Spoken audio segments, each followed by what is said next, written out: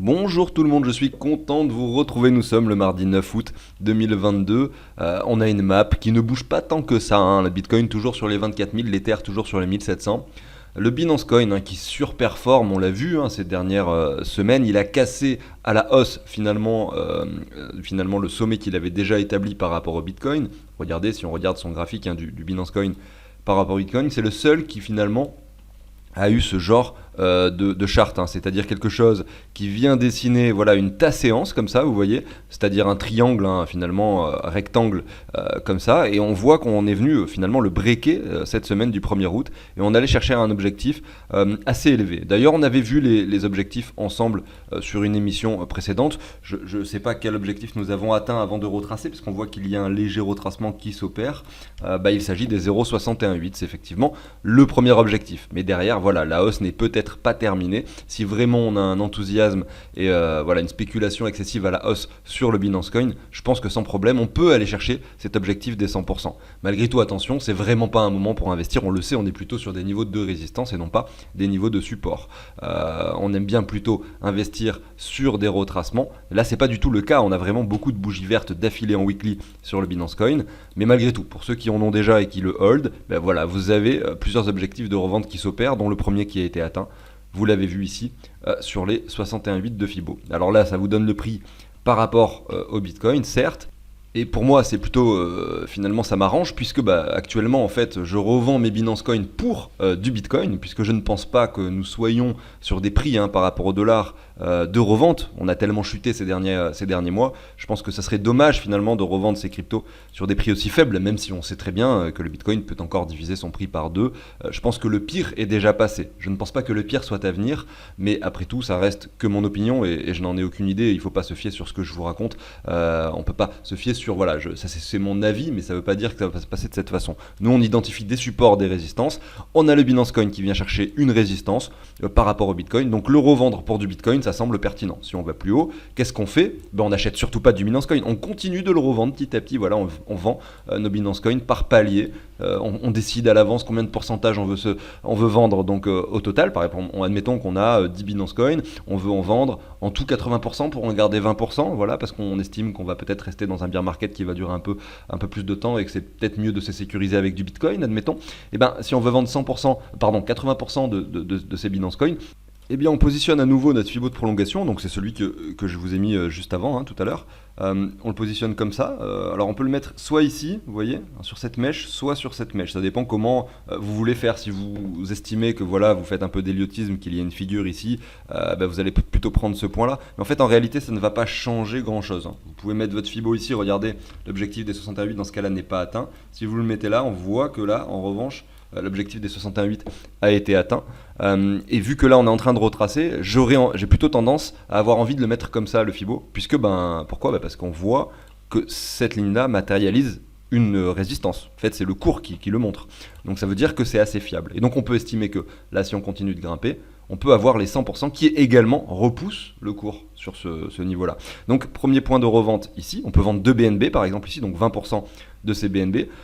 Ensuite, au 100%, on peut en vendre par exemple 30%, je dis n'importe quoi, c'est à vous de définir, donc 3 BNB, jusqu'à arriver jusqu'à 8, hein, finalement. Et si jamais on n'arrive pas à revendre nos 8 BNB et qu'en fait, voilà, à un moment ça crache, à ce moment-là, c'est pas grave. Ça sera peut-être l'inverse qu'il faudra faire.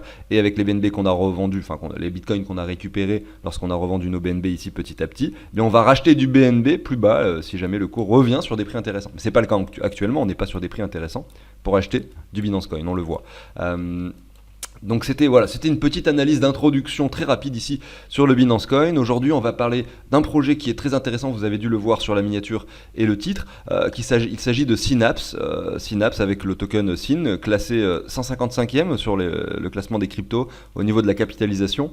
C'est un protocole qui peut grandement aider finalement la finance décentralisée, notamment les applications décentralisées, l'interopérabilité entre les applications décentralisées. Mais on va parler un peu de ça juste après. On enchaînera ensuite par du coup des analyses sur des altcoins, et les altcoins de notre portefeuille fictif que l'on a commencé ensemble il y a 3-4 mois avant le crash en fait, hein.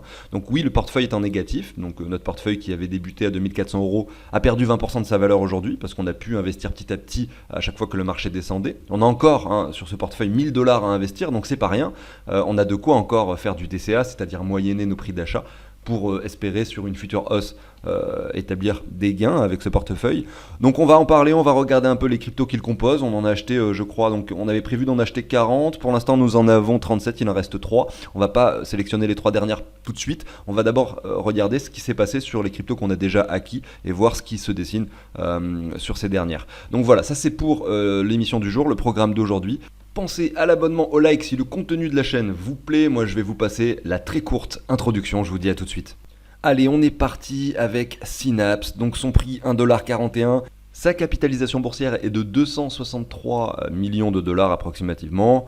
Ici, à vue de pif, je dirais que 70% des tokens sont émis, donc une petite inflation reste à prévoir. Avec cette chute que l'on a connue ces derniers mois, on a un graphique qui est assez baissier, donc voilà, on voit que c'est une crypto qui a tout de même pas mal retracé, mais finalement pas tant que ça par rapport au reste du marché, parce que voilà, son sommet ici c'est de 4,78, actuellement on est sur les 1,41$, on n'est pas sur un pourcentage de baisse extrêmement important. Ça prouve un peu le fait que, voilà, que ce protocole, en tout cas que cette crypto-monnaie qui est associée au protocole, est quand même assez robuste. On va aller voir son graphique. Je commence par son graphique par rapport au dollar. On va le commenter par la suite, mais on va d'abord regarder un peu une news qui concerne ce projet et on va également jeter un œil au site internet. Voilà. Je pense que quand on veut investir dans quelque chose, c'est toujours bien de se renseigner un peu sur le sujet de la crypto, sur le projet, le protocole ici en l'occurrence, de quoi il s'agit et à quoi ça sert. Donc bon, si vous connaissez un peu la finance décentralisée,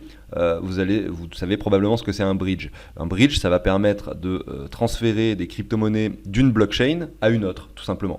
Donc là, par exemple, vous dites, voilà, je transfère donc mes cryptos de la blockchain d'Ethereum, je les envoie à la blockchain, par exemple, BNB, Booba, voilà, Chronos. Vous avez toutes les blockchains ici qui sont inscrites. Vous choisissez sur quelle blockchain vous voulez les envoyer dedans. Alors ici, vous voyez quelle crypto-monnaie vous pouvez envoyer. Donc le mieux en général, c'est d'envoyer des stablecoins. Hein. Comme ça, c'est le plus simple. C'est là où il y a le plus de liquidité également. Donc c'est le plus facile. Donc vous pouvez envoyer des USDC depuis Ethereum sur Avalanche. Vous connectez votre portefeuille en haut, vous inscrivez le montant, donc par exemple 1000$. Ici, vous voyez que ça va vous prendre 90 centimes de fees et vous allez recevoir 999,10$ sur Avalanche. Voilà. Donc c'est très simple, c'est comme ça que ça fonctionne. C'est un bridge et aujourd'hui, c'est assez pratique pour les personnes qui souhaitent établir certaines actions sur une blockchain et puis ensuite sur une autre et sur une autre. Ça leur permet de transférer leur argent facilement, sans forcément passer par une plateforme centralisée comme Binance, tout simplement. Ça permet de rester dans le secteur décentralisé sans passer par les grosses plateformes. Donc voilà, ça sert à ça et vous voyez, c'est plutôt bien fait, c'est assez épuré, c'est assez propre. Vous voyez, il n'y a pas beaucoup d'onglets en haut, il y a juste l'essentiel. Un onglet où vous pouvez bridge, un onglet où vous pouvez swap. Donc simplement, cette fois-ci, bridge c'est pour passer d'une blockchain à une autre, et swap c'est pour, en restant sur la même blockchain, effectuer une transaction, par exemple changer une crypto-monnaie pour une autre. Ensuite, vous avez la possibilité d'ajouter de la liquidité. Je rentre pas dans les détails, si vous ne connaissez pas, voilà, restez sur la chaîne. Je l'expliquerai probablement dans d'autres émissions, mais ça va pas être le but de cette émission, de l'émission du jour. Ensuite, vous avez l'onglet stake. Donc là, c'est ce qui permet d'avoir quand même de grosses récompenses. On le voit ici. Ils essayent d'attirer du monde sur leur protocole. 92% APY, c'est beaucoup. Ça veut dire que vous pouvez bloquer de la crypto-monnaie SYN et de la crypto-monnaie Ether, donc vous pouvez bloquer ces deux-là dans un pool de liquidité et il vous rémunère à hauteur de 82%. Donc ça veut dire qu'en plus des frais de transaction, lorsque les gens vont faire des swaps, ils vont payer des frais de transaction, en plus de ça, la plateforme vous donne des récompenses supplémentaires. C'est ce qui permet d'attirer les investisseurs, en tout cas finalement les gens à aller mettre de la liquidité sur ce protocole et à utiliser ce protocole. Donc il y a les utilisateurs classiques qui vont juste bridger les tokens et il y en a d'autres qui vont plus en profondeur dans le protocole pour bloquer des cryptos, pour faire fonctionner finalement plus en détail ce protocole. Et ce que je viens d'expliquer ici de façon très rapide, c'est ce qui se passe sur la plupart des protocoles de la DeFi. Sauf que là, on a quelque chose de très simple d'utilisation, et c'est ça qui me plaît. Si on veut aller voir les données intrinsèques du protocole, eh bien on peut aller sur le site DefiLlama. C'est ça qui est bien avec les crypto-monnaies et la blockchain, c'est que beaucoup de choses sont transparentes. C'est-à-dire que vous allez sur DefiLlama, voilà, defilama.com, vous allez pouvoir entrer ici les 3 premières lettres du protocole, Synapse, vous cliquez dessus, et vous allez tomber là-dessus, vous voyez qu'il y a 230 millions de dollars qui sont bloqués sur cette plateforme, sur ce protocole. On voit que c'est sur toutes les blockchains, toutes ces blockchains-là, puisqu'en fait, c'est ça qui est intéressant, c'est que vu que c'est un protocole qui est interopérable, c'est le principe d'un bridge, eh bien on a de l'argent bloqué sur ce protocole, sur de nombreuses blockchains. Et on voit ici la répartition. Donc c'est vrai que par rapport ici au mois de janvier 2022, on a énormément chuté au niveau de cette valeur. Alors pour deux raisons, hein. La première c'est que le prix des crypto-monnaies a chuté, et donc forcément même s'il y a le même nombre de crypto-monnaies bloquées sur Synapse, vu que le prix de chacune des crypto-monnaies a chuté, on a la valeur en dollars qui diminue, et également parce qu'il y a moins de crypto-monnaies sur le protocole, puisqu'il y a un désintérêt en ce moment dans ce secteur, on le sait. Vous avez probablement plein d'autres données super intéressantes à regarder sur Synapse, mais on va pas le faire ici ensemble. On va simplement aller voir la news dont je voulais vous parler. C'est une news qui date du 2 août, donc c'est assez récent. Et donc il est indiqué que Synapse, qui est une plateforme très populaire au niveau de ce qui concerne les bridges, sera la première plateforme à développer son propre écosystème, sa propre plateforme de smart contract, et cette plateforme va s'appeler la Synapse Chain. Donc ça va arriver prochainement. Et ce qu'il faut savoir, c'est que ça va pouvoir aider de façon assez énorme les développeurs à rendre des applications interopérables sur plusieurs blockchains, en utilisant du coup cette plateforme qui s'appellera la Synapse Chain, parce qu'ils vont pouvoir leur permettre d'utiliser tout simplement un environnement qui est compatible avec l'Ethereum Virtual Machine, qui va pouvoir se développer sur ce qu'on appelle le Zero Knowledge Rollup. J'ai fait une vidéo qui parle justement de l'Ethereum Virtual Machine et du Zero Knowledge récemment, je vous la mets ici en haut à droite, c'était il y a 2 semaines que j'ai pu sortir ça, et j'avais vraiment expliqué en détail de quoi il s'agissait, si ça vous intéresse. Je ne vais pas rentrer là-dedans aujourd'hui. Mais pour faire simple, imaginez aujourd'hui qu'un protocole avec une application décentralisée qui est associée, l'entreprise va devoir faire appel à de nombreux développeurs différents avec des compétences différentes, parce que ça va pas être les mêmes langages informatiques. Ils vont devoir développer des smart contracts sur plusieurs blockchains pour que l'application soit compatible avec toutes ces blockchains-là, devoir réunir tout ça par la suite, et c'est quand même assez complexe. En fait, ils vont essayer tout simplement de simplifier la tâche, que ce soit plus accessible à tout le monde, que ça coûte moins cher pour les entreprises, pour les protocoles, de développer des applications décentralisées interopérables, c'est-à-dire compatibles entre toutes les blockchains, parce qu'il y aura une plateforme avec un seul langage, un seul outil. Les développeurs pourront tout faire dessus, c'est-à-dire rendre compatible le projet avec plusieurs blockchains en même temps. Et en plus de ça, ça utilise le ZK Rollup, et ce que j'expliquais dans ma vidéo où je parle justement de ZK Rollup et de l'Ethereum Virtual Machine, ça va également augmenter la scalabilité. La scalabilité, ça veut simplement dire que les transactions seront plus rapides et moins chères. Donc si on a quelque chose qui est compatible entre plein de blockchains, et qu'en plus de ça, en un clic et en 2 secondes, vous avez une transaction qui est effectuée à des frais réduits, à ce moment-là, c'est bon, on a tout gagné. Malheureusement, ça va pas se faire comme ça du jour au lendemain. On le sait, il y a encore beaucoup de problèmes de scalabilité sur les blockchains, et ça se résout petit à petit, tout simplement, grâce à ce genre d'initiative. Et ça me laisse penser également que ça pourrait, pourquoi pas, faire monter le prix de leur crypto-monnaie Synapse, qui aujourd'hui finalement n'a pas tant chuté que ça, et ça va me permettre d'enchaîner sur son graphique. Alors si on regarde le graphique sur CoinGecko, c'est pour ça que j'utilise souvent CoinGecko, on voit qu'il est ici depuis le 30 août 2021, donc on a un projet qui existe depuis environ une année, et derrière qu'est-ce qu'on voit? Le prix avait débuté sur les 60 centimes, ça a rapidement augmenté parce qu'on a eu en 2021 ensuite une poussée qui a eu lieu jusqu'à novembre, même janvier pour les altcoins, et puis on a eu son prix qui est monté jusqu'au 4,78$. Derrière on stagne, et là on retrace, on vient chercher les points bas de son listing, donc les 60 centimes, pour aujourd'hui remonter sur les 1,40$. Donc là malheureusement on n'a pas cette partie du graphique, mais on voit en fait que ce qui s'est passé, donc je parle sur TradingView ainsi,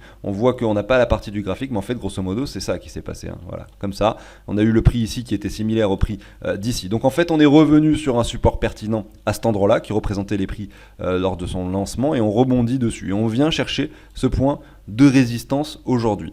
Donc comme on l'a vu, c'est un protocole qui selon moi a de l'avenir. Le fait qu'il crée cette plateforme de Synapse Chain peut être relativement bullish, donc l'acheter sur le prix actuel, on va dire que ça peut être intéressant. Malgré tout, attention, on est sur une résistance. Il faut faire attention également, on a un V-bottom. Donc oui, on sait qu'entre les 1,40$ et ici les 66 centimes, on reviendrait sur un prix intéressant, donc sur un niveau de support très pertinent.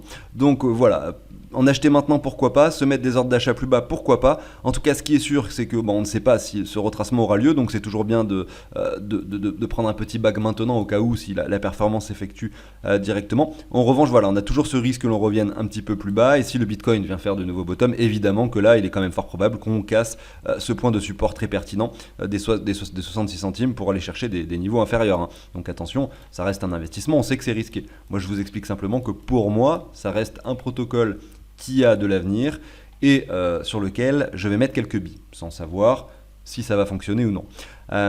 Donc voilà, ça c'était pour Synapse. J'en ai fini avec ça. On va enchaîner avec la suite, notamment notre portefeuille fictif, qui se trouve aujourd'hui dans le rouge. Nous l'avons vu, on avait commencé à investir lorsque les altcoins étaient sur des prix plus élevés, même beaucoup plus élevés que maintenant.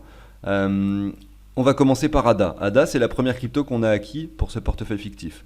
On a établi une stratégie. On s'est dit que si on revenait dans la zone de rechargement, on allait investir un palier. Si on retourne sur les 85,4, on investit un second palier.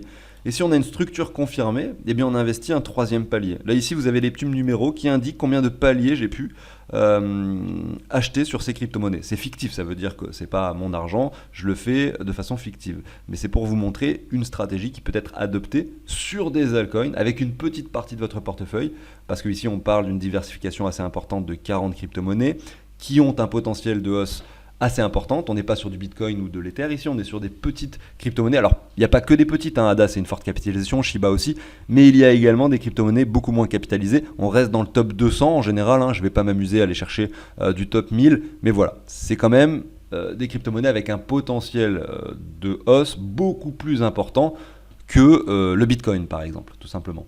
Donc on commence par le graphique de ADA Cardano. Ici on voit que cette crypto-monnaie a énormément performé cette dernière année. On allait chercher un sommet extrême aux alentours des 3 $, qui était une zone de spéculation excessive, clairement, puisque vu la chute qui s'en est suivie, on ne peut pas dire le contraire. Aujourd'hui on ne peut plus le dire le contraire en tout cas. Et derrière, voilà, on a eu cette chute. Et la chute a été assez violente, pas de rebond, quoi. Vraiment une chute très impressionnante, comme sur la plupart des crypto-monnaies ces derniers mois. C'est souvent ce que l'on a sur les graphiques, après une spéculation beaucoup trop excessive.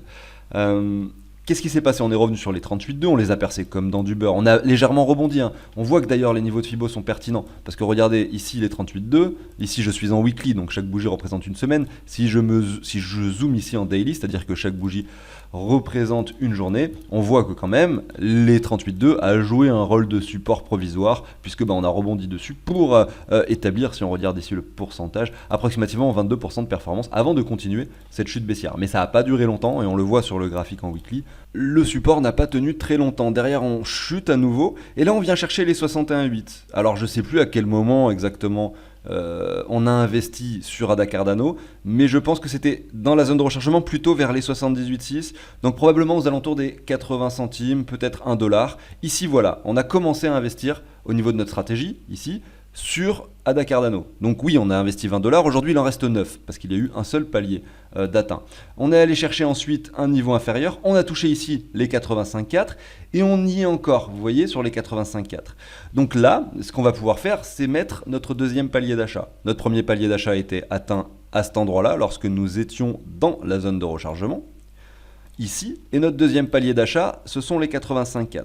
Donc là, ce qui est bien, c'est qu'on moyenne notre prix d'achat de ADA Cardano entre grosso modo le 1,18 $ et les 48 centimes. Dans cette zone relativement intéressante. Intéressante parce qu'on a eu une grosse chute au préalable et qu'on est sur un point de support pertinent. Donc on va pouvoir procéder à notre deuxième achat sur Cardano parce que je vois qu'il n'a pas été fait. Sur la plupart des crypto-monnaies, j'avais déjà réanalysé les choses et on avait déjà établi les achats secondaires, hein, puisque nous sommes sur la plupart d'entre elles retournés sur les 85,4% de Fibo. Donc moi sur le petit tableau que j'ai ici, que d'ailleurs vous pouvez obtenir, hein, pour avoir des infos là-dessus, vous allez dans la description et vous allez voir un lien effectivement où j'explique beaucoup mieux ce tableau plus en détail. Les prix des cryptos sont récupérés en temps réel, etc. C'est assez intéressant. Jetez-y un œil si ça vous intéresse, n'hésitez pas, c'est dans la description. Donc moi je simule cette transaction de façon fictive, c'est-à-dire que là je vais mettre USDT et ici je vais mettre ADA. Donc je veux voir combien ça fait 20 $. 20 $, ça me le dit ici, ça fait 38,07 sur le prix actuel de ADA qui s'actualise, hein, sur ce tableau toutes les 2 minutes. Je dois alors ajouter 38 ADA à mon portefeuille et retirer 20 $. Vous voyez le portefeuille, aujourd'hui moins 490 $, 1945 $, etc. Juste retenez ces chiffres.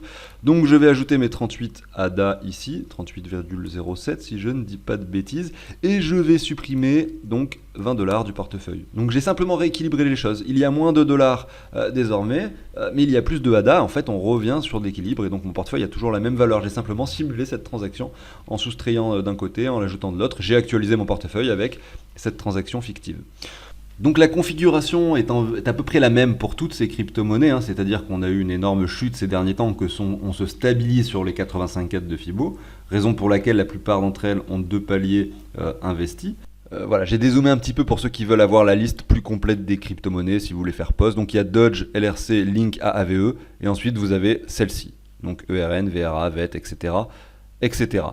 Donc c'est assez intéressant de voir que toutes ces crypto-monnaies n'ont pas encore confirmé de W. Le W, pour qu'il soit confirmé et donc pour qu'on puisse investir notre dernier palier d'achat, sera dessiné, donc c'est sur un W weekly qu'on cherche, sur des bougies hebdomadaires, sera dessiné lorsqu'on aura un graphique qui fera par exemple quelque chose comme ceci. Donc qui redescende sur un point qui est moins bas que le précédent et qui vient confirmer la cassure de cette neckline. Et à ce moment-là, si on a une clôture de bougie au-dessus de cette neckline, eh bien on aura notre W confirmé et on pourra investir notre 3e palier, ici sur ADA. Et on verra un petit peu comment ça se passera. Les W, il y en aura. Est-ce que c'est maintenant ou est-ce que ça va encore chuter avant de dessiner quelque chose comme ça? Ça, on n'en sait rien. Mais en tout cas, on peut, sans trop se mouiller, prédire qu'un W se produira à l'avenir.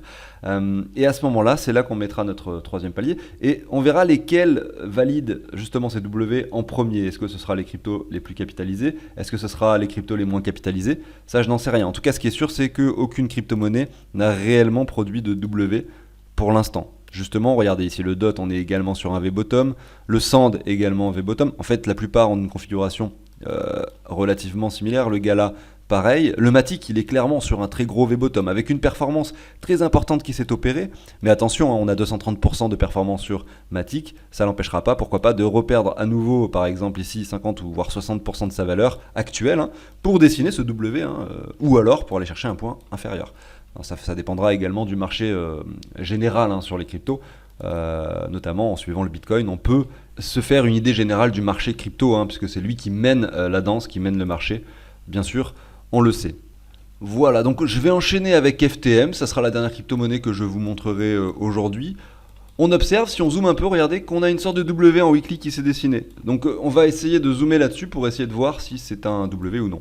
Ça dépend en fait de vos caractéristiques, de vos règles. Chacun a ses règles, Il n'y a pas forcément des règles qui sont mieux que d'autres en fait. En fonction de votre façon de faire, vous allez pouvoir dire que c'est un W ou non. Si vous prenez en compte les mèches ou pas. Il y en a certains qui les prennent en compte, d'autres non. Moi personnellement, je prends en compte les clôtures pour regarder mes W. Et on va commencer par ça, c'est-à-dire par les clôtures. Je passe en ligne, ça va enlever les mèches en fait, le fait de se mettre en ligne, vous voyez, on ne voit plus les mèches d'excès. Je passe en ligne, je zoome sur ce graphique et je positionne mon Fibo comme cela. Voilà. Qu'est-ce qu'on observe? Eh bien on observe qu'on s'est arrêté ici sur les 38,2. On n'est pas allé jusqu'à cette zone de rechargement. Or, un W, pour qu'il soit viable, eh bien, doit revenir à minima dans la zone de rechargement. Par contre, il ne faut pas non plus qu'il vienne plus bas que le point précédent, sinon c'est pas un W. Donc la zone parfaite sur laquelle nous aurions dû arriver pour avoir un W ici sur ce graphique de fantôme aurait été entre les 24 centimes et les 23 centimes. Ça n'a pas été le cas. On a eu une performance haussière par la suite trop rapide pour que ce graphique nous dessine un W. Malgré tout, si on se positionne en bougie et qu'on prend en compte les mèches, on va pouvoir positionner notre Fibo donc de mèche à mèche, comme ceci, et observez que là, regardez, sur cette mèche, nous sommes revenus dans la zone de rechargement. Donc là, en prenant en compte les mèches, on aurait eu un réel W confirmé sur cette bougie ici du 18 juillet, sur la semaine du 18 juillet, à cet endroit-là. Donc ça aurait pu être, pourquoi pas, une zone d'investissement. Donc vous voyez qu'en fonction des critères que vous allez définir, vous n'allez pas forcément investir au même moment que les autres. C'est pour ça qu'il n'y a pas de règle exacte et c'est très compliqué de suivre une personne précise qui va investir simplement pour le copier. Bien sûr, ça ne fonctionne pas comme ça, il faut que vous soyez clair dans le plan que vous avez établi à l'avance, la stratégie que vous voulez faire et ne pas changer d'avis en cours de route. Si vous décidez d'acheter par exemple du fantôme ici, à telle quantité de votre portefeuille, c'est pas lorsque vous allez voir ça qu'il va falloir ajouter et continuer d'acheter. C'est pas ici qu'il va falloir continuer d'acheter. Si vous avez décidé d'acheter une certaine somme ici, c'est pas pour continuer à acheter plus tard, mais au contraire, c'est pour revendre. Et c'est ça qui est compliqué à faire. Parce que quand on a une euphorie sur un marché, on a plutôt envie d'acheter et pas de vendre. Et moi le premier, c'est-à-dire que je suis pas parfait et je fais des erreurs. Et cette erreur-là, je l'ai faite également pendant le bull run que nous venons de vivre. Mais ça permet, lorsqu'on a un crash comme celui qu'on vient de vivre, ça permet de remettre les choses au clair, de se dire voilà, eh bien maintenant, il va falloir que je fasse fonctionner ma stratégie de façon précise et que mes émotions, je les laisse de côté. Je ne trade pas pendant de grosses fluctuations de marché. Je ne trade pas quand on a un plus 100% sur une crypto en une journée ou un moins 80%. C'est pas le moment où je dois trader. Je dois attendre que le marché se calme et je dois réfléchir au plan que j'avais prévu initialement pour pouvoir l'établir à la lettre, tout simplement. Donc voilà, j'en ai fini pour l'émission du jour, j'espère que ça vous a plu, il y en aura d'autres bien sûr sur ce portefeuille fictif que l'on va continuer à suivre, on va ajouter les 3 dernières cryptos et on va pouvoir identifier les W quand ils auront lieu sur les cryptos qui sont déjà présentes dans ce portefeuille. Je vous souhaite à tous une excellente journée, je vous dis à très bientôt sur la chaîne, à plus tard.